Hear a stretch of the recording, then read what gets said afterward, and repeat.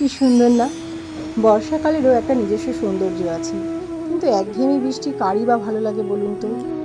সারাদিনের কাজকর্মের পর যখন একা হয়ে যাই, তখন এই বৃষ্টি রোমান্টিকতার বদলে কেমন যেন একাকিত্ব বয়ে নিয়ে আসে। কিছু ভালো লাগছিল না, সেজন্য সময় নষ্ট না করে বৃষ্টি মাথায় নিয়ে বেরিয়ে পড়লাম বাজারে। গিয়ে কিছু আর্ট অ্যান্ড ক্রাফটের জিনিস কিনে নিয়ে আসলাম।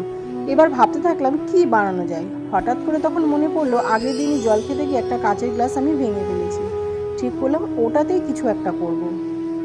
এবারে বাজার থেকে অ্যাক্রিলিকের ক্লের সাথে কিছু প্লাস্টিক ক্লে কিনে নিয়ে এসেছিলাম। তো ঠিক করলাম এই প্লাস্টিক ক্লে দিয়ে গ্লাসের ডেকোরেশনের কাজ কমপ্লিট করব। গ্লাসটা যেহেতু ভাঙা কাচের গ্লাস, সেহেতু হাত কাটার একটা প্রবল সম্ভাবনা থেকে যায়। প্রথমে গ্লাসের ভাঙা অংশে ভালো করে আঠা লাগিয়ে ওই অংশে গ্রিন রঙের ক্লে দিয়ে আমি এর জায়গাটাকে সম্পূর্ণরূপে ঢেকে দেবো। এতে আর হাত কাটার সম্ভাবনা থাকবে না।